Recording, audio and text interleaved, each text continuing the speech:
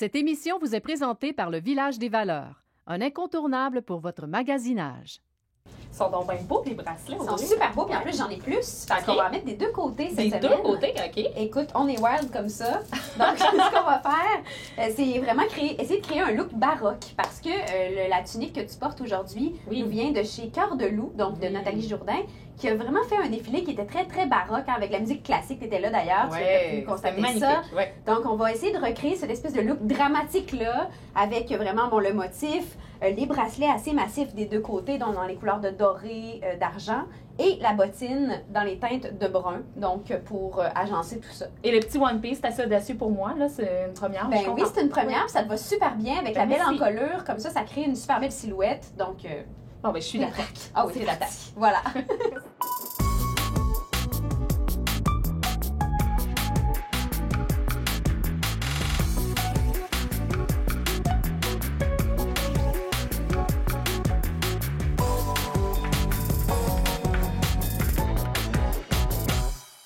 Directement des studios de MaTV à Québec, bienvenue à Quatre épingles. C'est prouvé, un vêtement qui nous fait comme un gant a beaucoup plus de chances de rester longtemps dans notre garde-robe. Et c'est pourquoi la confection sur mesure fait un grand retour en force. Alors, Nico nous parle de la confection sur mesure pour hommes et les jumelles Stratis, elles nous parlent de la confection sur mesure, mais pour femmes.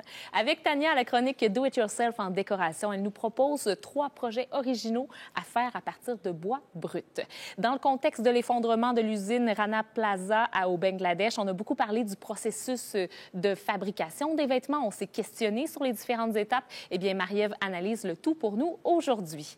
Mais juste avant, je vous parle d'une idée très originale, la friperie en ligne Minitrade. Vous connaissez le dicton « Une bonne idée ne vaut rien si on ne fait rien avec ». Et ça, Isabelle Doucet l'a compris en fondant Minitrade. Bonjour, Isabelle. Bonjour. Minitrade.ca, c'est une friperie en ligne.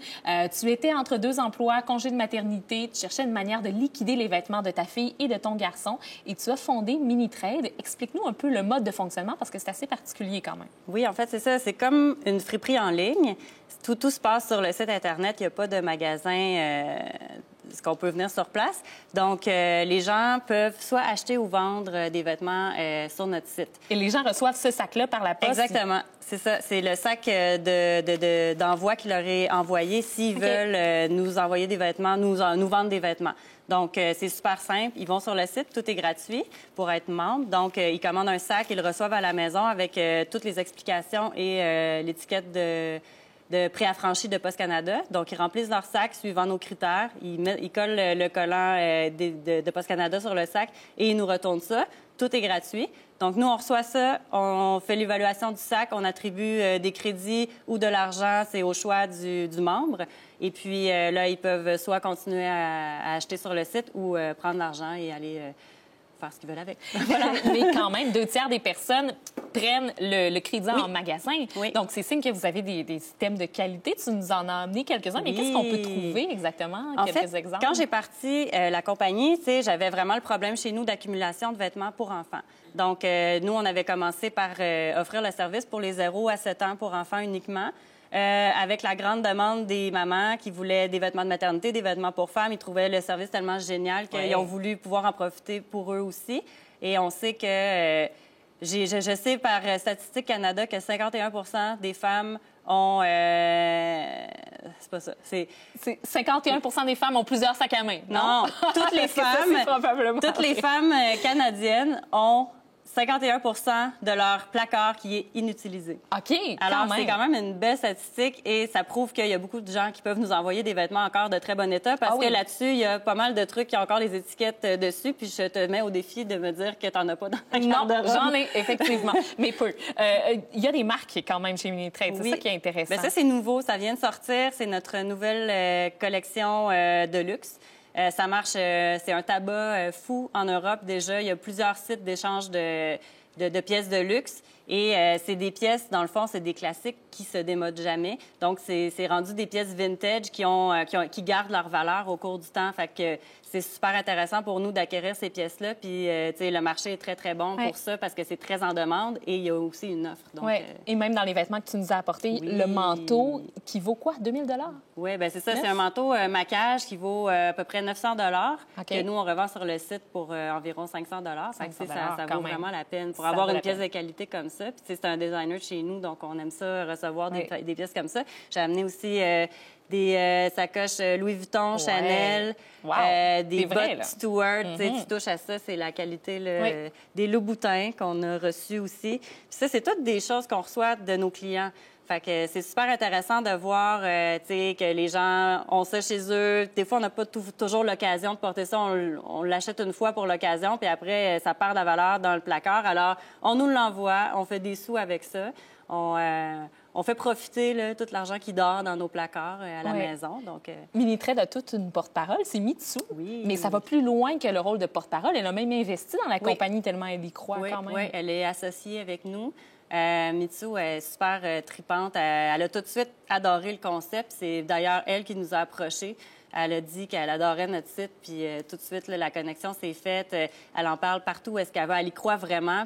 Puis d'ailleurs, on a hérité d'une partie de son placard. Elle a fait son ménage et puis elle nous a offert ses vêtements. Puis, tu sais, l'aspect recyclage, l'aspect, on donne une seconde vie. Il n'y a pas de gaspillage. Pas de gaspillage. Le côté environnemental est important pour vous. C'est ça. Puis aussi, on fait profiter de plein de gens d'avoir des bons deals sur des vêtements de qualité. En terminant, Isabelle, vous avez plus de 3000 membres présentement pour Minitrade. On a 25 000 membres. 25 000 membres, pardon, mais c'est près de c'est presque 3 000. Non, c'est ça. 25 000 membres, c'est pas rien. C'est quoi les prochains... À travers le Canada. À travers le Canada, parce que c'est étendu partout au pays. Oui. C'est quoi les prochains projets? C'est ça. Dans le fond, la concentration de notre marketing en ce moment, c'est vraiment le Québec. Puis notre objectif, c'est de faire grandir, de se déplacer carrément dans les autres provinces puis d'aller chercher tous les foyers canadiens pour faire profiter de notre service. Ah, bien, c'est une bien bonne idée, ça. Bien, longue vie à minitrade.ca. Alors, on peut magasiner dès maintenant en ligne. Parfait. On peut envoyer des vêtements également puis recevoir des crédits en magasin. J'aime ça. J'aime vraiment ça. Merci, Isabelle. Puis, une autre entreprise prolifique, c'est Sur Mesure à Québec, qui propose de la confection de vêtements pour hommes uniquement sur mesure. Mais quel est l'intérêt vraiment de se faire des vêtements sur mesure pour les messieurs? Bien, peut-être pour le travail, peut-être pour les loisirs, pour des occasions spéciales. Bref, ça vaut le coup. Et Nico Trudel, vous savez, qui reçoit les demandes de nos téléspectateurs pour résoudre certaines problématiques qu'ils ont. Eh bien, cette semaine, il s'est justement rendu chez Sur Mesure pour résoudre le problème d'un homme qui se demandait quoi mettre et il lui a proposé Sur Mesure. Oui. On a tous déjà vu des hommes avec des complets un peu mal ajustés, soit que les manches sont trop longues ou les pantalons un peu trop courts. Eh bien aujourd'hui, messieurs, c'est à vous que je m'adresse et on règle le problème une fois pour toutes. Je vous amène faire du shopping et on parle des rudiments à considérer pour l'achat du complet parfait et je viens en aide à Andy Pelletier, La Liberté. Andy me dit « Bonjour Nico, je porte des habits au quotidien au boulot et j'aimerais en acheter de nouveaux. Je cherche quelque chose d'intemporel qui me permettra de les garder longtemps, mais surtout sans compromettre le style. Que me conseilles-tu? » Bien Andy, je me trouve présentement chez Sur Mesure, une entreprise de Québec où tu peux faire tes habits, donc chemise, pantalon, cravate, n'importe quoi qui a rapport à ton habit, tu peux le faire ici et bien sûr, j'ai des conseils pour toi.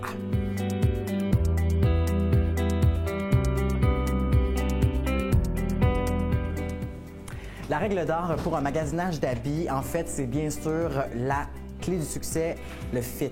Donc, on veut que ce soit bien ajusté. Et pour ce faire, on a quelques aspects à considérer. Le premier, au niveau du veston, on parle du rebord ici. On voudrait environ 2 pouces. Donc, quelque chose de plus large, c'est joli. Un peu moins actuel, on y va avec un 2 pouces pour quelque chose de plus simple. Au niveau maintenant des boutons, on se pose toujours la fameuse question. 1 bouton, 2 boutons, 3 boutons, 4 boutons. Moi, je vous dis, cassez-vous pas la tête. 2 boutons, on est safe. Donc, on parle de quelque chose qui est simple. On voudrait avoir 1 bouton pour quelque chose d'un petit peu plus chic, peut-être. Mais 4 boutons, selon moi, pas nécessaire. Ensuite de ça, au niveau des manches, bien sûr, on veut pas quelque chose qui est trop long. Moi, je vous recommande à peu près 1 pouce au niveau du poignet ici. Pour pas que ce soit trop court, mais non plus, faut pas que ce soit trop long. Donc, la bosse du poignet, là, très bon indicateur facile pour s'en rappeler.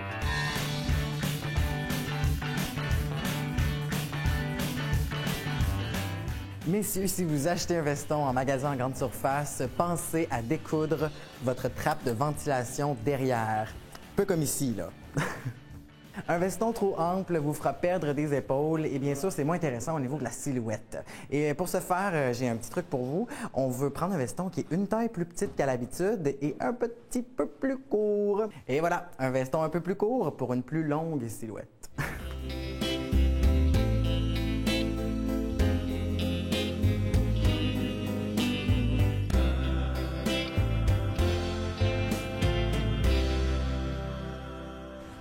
Vous connaissez peut-être l'expression « avoir de l'eau dans la cave ». Eh bien ça veut dire que votre pantalon est peut-être un peu trop court.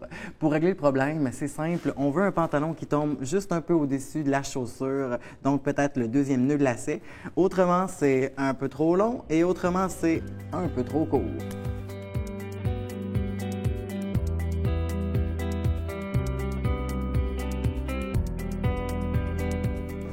Chez Sur Mesure, vous pouvez venir faire votre chemise de rêve et ça commence par le col. Et ils ont une panoplie de modèles. Ils ont tous un nom d'ailleurs et moi, personnellement, j'ai eu un petit coup de cœur pour le col Peter Pan comme celui-ci et également le col traditionnel. Pourquoi? Parce que ce sont vraiment deux intemporels et ce sont deux très bons choix. Ah, les cravates, pas toujours facile de faire des nœuds et pour ça, j'ai un conseil pour vous. Pensez à aller voir sur Google et tapez juste tutoriel pour faire des nœuds de cravate. Vous trouverez une panoplie de vidéos et c'est plutôt simple quand on y pense. Autre chose au niveau des tissus, c'est toujours une question de goût, bien sûr. Moi, j'ai une préférence pour les cravates qui sont un peu plus minces. Love Story, c'était en 2009.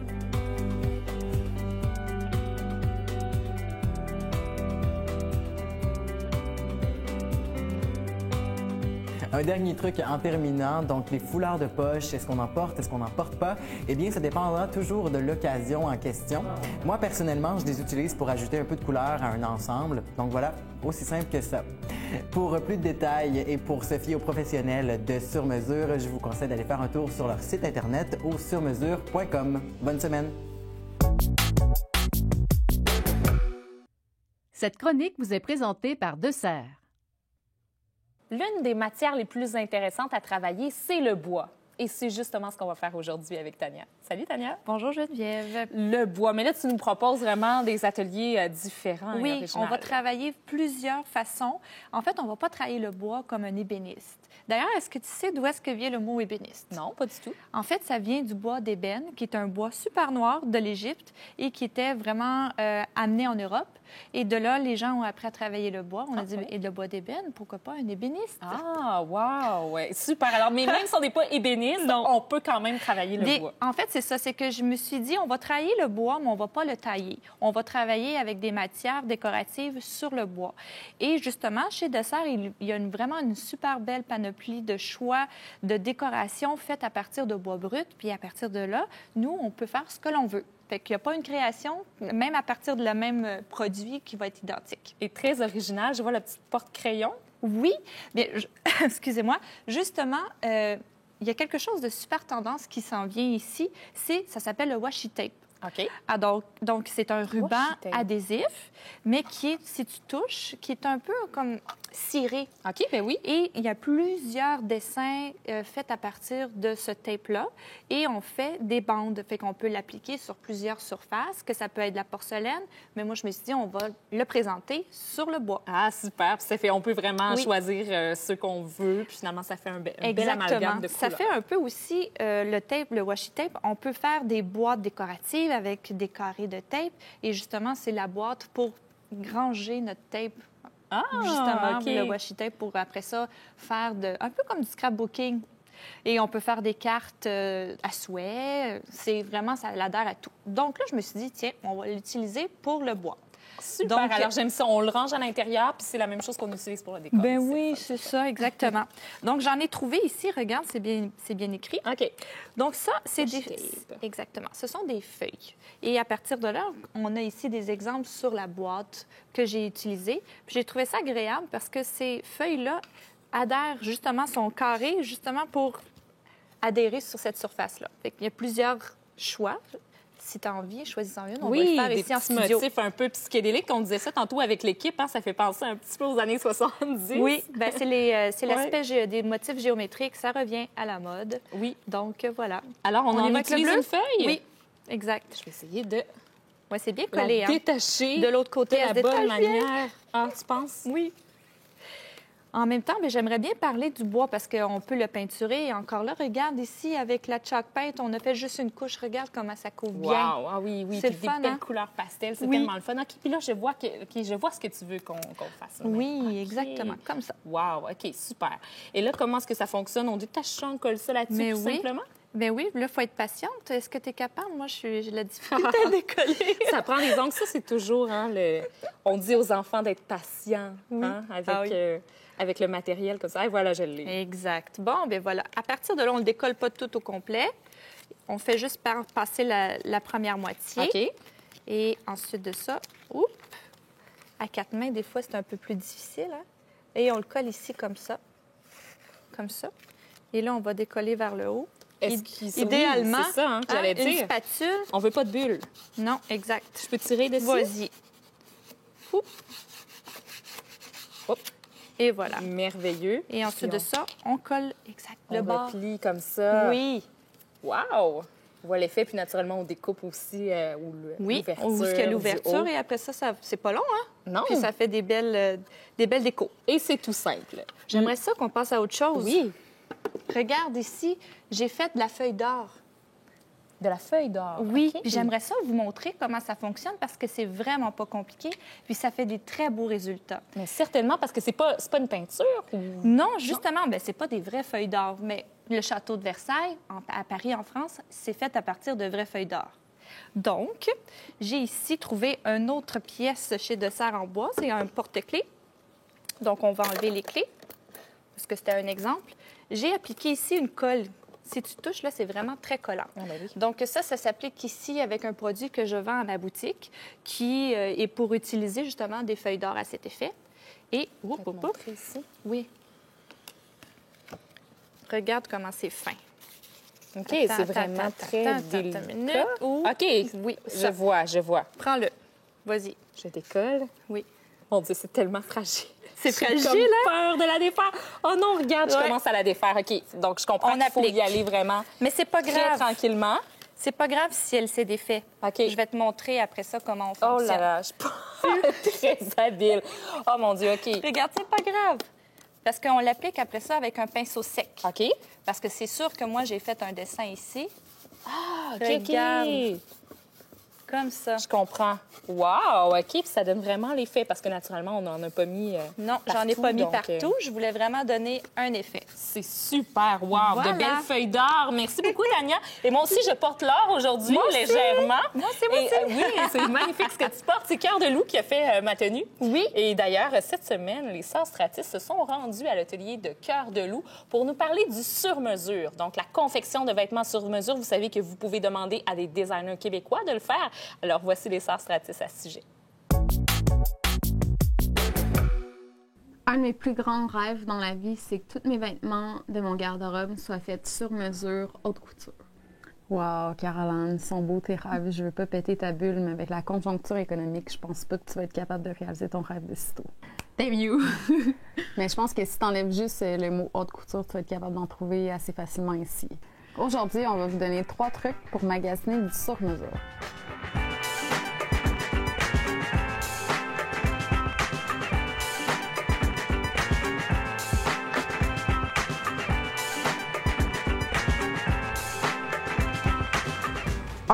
Trouvez le bon match designer vêtements que vous voulez faire.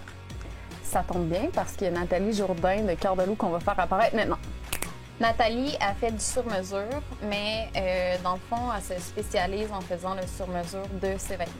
Oui, je porte toujours de mes propres patrons parce que comme ça, on peut se permettre de charger le même prix qu'en magasin. Puis les vêtements sont parfaits pour la clientèle. Ta boss est bien contente. Ma boss est bien contente Parce que c'est toi. parce que c'est moi. Pourquoi que ça coûte plus cher quand quelqu'un arrive avec une idée folle? Parce qu'il faudrait que je reparte à zéro, que je fasse un nouveau patron, des recherches de tissus, des fittings, tandis que là, tout est fait. Il reste juste à adapter à la silhouette de la cliente. 2. Ne pas se lancer dans le vide avec un modèle trop intense. J'ai une belle histoire à raconter qui finit mal. C'est l'histoire de Caroline Stratis qui revient de la France avec un beau tissu en soie. Elle rencontre une fille pour qu'elle fasse sa robe sur mesure, mais elle verbalise mal qu'est-ce qu'elle veut puis elle a trop d'attentes. Finalement, une fois la robe réalisée, ça faisait pas bien puis la robe est toujours restée dans le garde-robe. Pleure. Non. Ça me fait penser à quand je vais chez le coiffeur puis je dis « Oh my God, est-ce que je peux avoir la nouvelle coupe comme celle de Jennifer Aniston? » Puis qu'au final, il me fait quelque chose qui ressemble à Jennifer Aniston en 1993 dans Friends. Mais tu sais, c'est surtout que t'as pas la même face que Jennifer Aniston. Fait que d'une façon ou d'une autre, ça donnera pas le même résultat. Toi non plus. OK. C'est vraiment d'adapter, dans le fond, d'être sûr que le tissu soit adapté à la coupe puis au modèle que vous voulez vous faire faire. Puis à votre silhouette. 3. Le sur-mesure, c'est surtout un vêtement qui est à votre taille. Moi, je crois pas à ça que certains types de silhouettes peuvent pas porter certains vêtements. Si c'est bien ajusté, il n'y a pas de problème. Comme par exemple, si tu me dis que tu as trop une grosse poitrine pour porter une chemise. Je comprends tellement ça. Ben moi, je peux l'ajuster à ta taille, puis ça paraîtra pas que tu as une grosse poitrine. Moi, je dis non au dictat de la mode. Je suis tannée qu'on dise aux femmes puis aux hommes que, genre, ils peuvent pas porter un type de vêtements parce qu'ils sont trop minces, trop gros, limite trop grands, tu sais. C'est pas la personne qui est mal adaptée, c'est le vêtement. C'est tout l'avantage d'acheter des vêtements sur mesure et d'en consommer encore plus. Oui. On est les jumelles Stratis de Ton Petit Look. Et Nathalie Jourdain. On vous souhaite une semaine qui fit pas mal.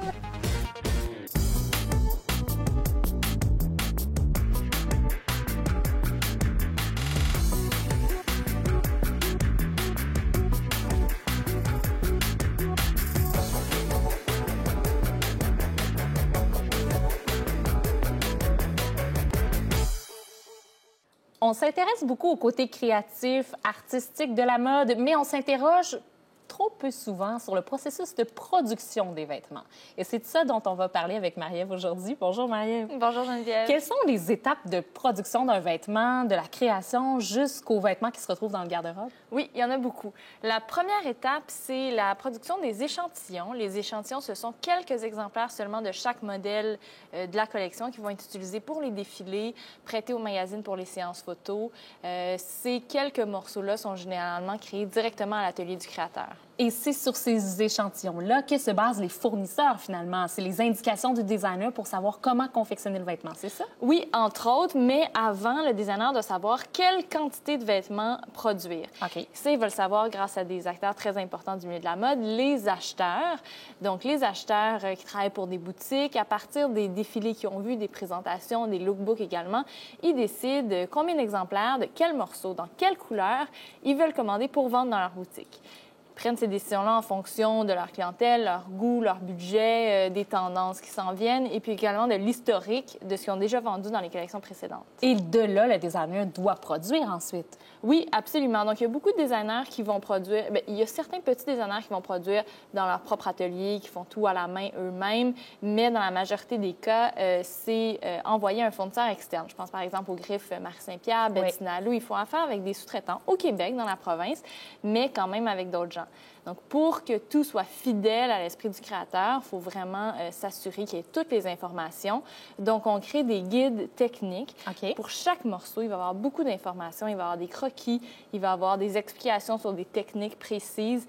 Et vraiment important, il va y avoir beaucoup d'informations sur les dimensions. Parce que les fameux échantillons sont portés par des mannequins. Donc, ils sont tout petits. Après, il faut décliner de très petit à très grand. Donc, c'est ce qu'on appelle la gradation. Puis ça aussi, généralement, c'est un autre collaborateur externe qui s'occupe spécifiquement de ça. OK. Puis même si toutes ces étapes-là sont respectées, il arrive parfois que le vêtement que là, on a vu dans un défilé, par exemple, n'est pas tout à fait identique à celui qu'on achète. Pourquoi? Oui, absolument. Il y a les matières premières, c'est vraiment un point névralgique. Donc, évidemment, dès que le créateur imagine sa collection, il va regarder les matières premières, il va en choisir, qu'il va utiliser pour créer les échantillons. Mais c'est seulement 6 mois plus tard qu'on va être prêt à créer vraiment la production en gros. Et puis, il y a certaines matières qui sont plus disponibles, que ce soit les tissus, les boutons, les fermetures éclairs, les garnitures, parce qu'il y a un trop grand délai qui se passe. Et puis, il y a des fournisseurs qui ne permettent pas de réserver bien souvent. Donc, ils sont obligés de faire des petites substitutions. OK. Mais j'imagine que ça ne doit pas toujours être évident, justement, pour les fabricants de vraiment suivre la direction du designer? Oui, il y a une barrière de langue qui existe beaucoup. On pense évidemment à ceux qui produisent à l'étranger. Bien, c'est ça, c'est plus difficile pour eux. Oui, mais même au Québec, il y a des designers qui m'ont parlé de ça, qu'il y a des sous-traitants, il y a des couturiers, des couturières qui ont beaucoup de difficultés, qui ne parlent pas beaucoup français ni anglais. Donc, ça existe. Donc, c'est pour ça que c'est vraiment important l'étape du contrôle de la qualité qui vient après la confection. Car là, il y a différentes façons de faire. La plupart des petites griffes québécoises, ils vont recevoir de leurs sous-traitants les morceaux qu'ils vont tous inspecter minutieusement avant de les envoyer au point de vente. Sinon, ça peut être quelqu'un de l'entreprise qui va voir à la manufacture comment le travail se passe. Évidemment, dans les grosses entreprises qui produisent à l'étranger, bien là, ils font affaire avec un autre sous-traitant dans le pays de production qui vérifie le premier sous-traitant de production si tout se passe bien. Oui, ça fait beaucoup de monde sur la chaîne. Puis ça me fait penser que, outre la qualité, il y a quand même les conditions de travail. Il ne faut pas passer ça sous silence. On a entendu parler, malheureusement, de l'effondrement de l'usine Rana Plaza au Bangladesh qui a fait des milliers de morts. Donc, c'est plus difficile pour ces entreprises-là, justement, d'avoir le contrôle sur la production. Oui, ça, c'est un autre enjeu vraiment important qui touche un peu moins nos créateurs ici. Mais la tragédie dont tu parles, Rana Plaza, plus de 1000 morts, plus de 2000 blessés, c'était il y a 1 an environ. Suite à ça, dans cette usine-là, seulement, il y avait une trentaine de marques qu'on connaît, qu'on a l'habitude d'acheter, qui faisaient produire leurs vêtements. Il y en a seulement la moitié qui ont participé au fonds d'indemnisation des victimes. Donc, on est à un peu moins de la moitié de l'objectif qui était 40 millions de dollars pour vraiment pouvoir indemniser les victimes. Oui, c'est ça. Il y a une suite à ça. Là. Oui, bien, ça a également amené le gouvernement du Bangladesh à revoir sa loi du travail pour rendre plus facile la création des syndicats. Donc ça, c'est peut-être un peu positif. On va voir ce que ça va faire vraiment. Il y a également plus de 170 marques de partout à travers le monde qui ont signé un accord pour la création d'un programme de santé-sécurité dans l'industrie manufacturière au Bangladesh sur un horizon de 5 ans. Donc là, ça a commencé, ça fait 1 an. Ce qui s'est passé dans la dernière année, c'est des inspections dans beaucoup plus de 1000 usines du Bangladesh textiles. Et malheureusement, là, le rapport vient d'être déposé. Malheureusement, ils ont vu beaucoup de problèmes, plus de 80 000 irrégularités. Malheureusement. Mais en terminant en 30 secondes, Marie-Ève, la solution pour le consommateur, c'est de consommer local, seconde main également, mais il y a d'autres solutions quand même? Oui, bien, c'est les meilleures solutions, mais on peut penser aussi qu'en payant les travailleurs du Bangladesh un salaire correct, on pourrait quand même avoir des choses pas chères parce que le train de vie là-bas est différent. Donc, on pourrait avoir dans notre garde-robe des choses pas chères faites au Bangladesh, mais quand même, justement, et des beaux vêtements de créateurs québécois aussi. Merci beaucoup, Marie-Ève, de nous avoir éclairé sur le processus de production des vêtements. C'est très intéressant. À la semaine prochaine. Et à vous aussi, à la semaine prochaine. Mais suivez-nous sur notre page Facebook à 4 épingles. D'ici là, tweetez avec nous #à 4 épingles et suggérez-nous des sujets. Si vous le voulez, écrivez-nous directement sur notre Facebook. Ça va nous faire plaisir de vous répondre. Bye-bye, bonne semaine.